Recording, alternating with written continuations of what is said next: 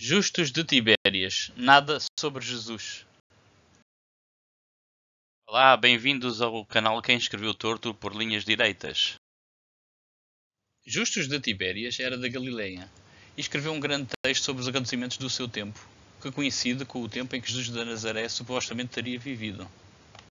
O patriarca Fótios de Constantinopla do século IX teve acesso à obra completa de Justus e deixou registado o seu desagrado por este autor não ter relatado nada sobre Jesus. Fótios escreveu: o estilo de Justus é muito conciso, mas omite uma parte que é de extrema importância. Sofrendo da culpa comum dos judeus, a raça a que pertence, nem menciona a vida de Cristo, os eventos da sua vida, nem os milagres realizados por ele. Justus, filho de Pistos, era um judeu bastante instruído de Tibérias, uma cidade da cultura greco-romana da Galileia. Viveu no século I. Ele era muito amigo do tetrarca, ou governador, Agripa II, bisneto de Herodes o Grande, e tornou-se um dos principais cidadãos da sua cidade.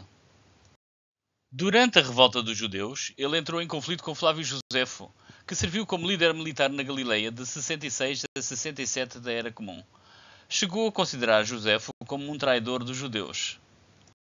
Quando os romanos conquistaram a Galileia, em 67 da Era Comum, Justus procurou proteção junto de Agripa. Vespasiano, que liderava as tropas romanas, exigiu que Justus fosse morto, mas Agripa o protegeu. Justus escreveu sobre a guerra, culpando Josefo pelos problemas na Galileia, acusando-o de traição.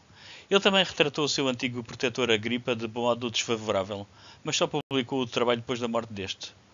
Esta obra não chegou aos nossos dias. O que temos hoje é o livro da Guerra dos Judeus, com a versão de Josefo sobre os acontecimentos. Justus também escreveu um livro, Crónica dos Reis Judaicos, que cobria a história do povo judaico desde o suposto tempo de Moisés até o tempo de Agripa II, que morreu por volta de 100 da Era Comum.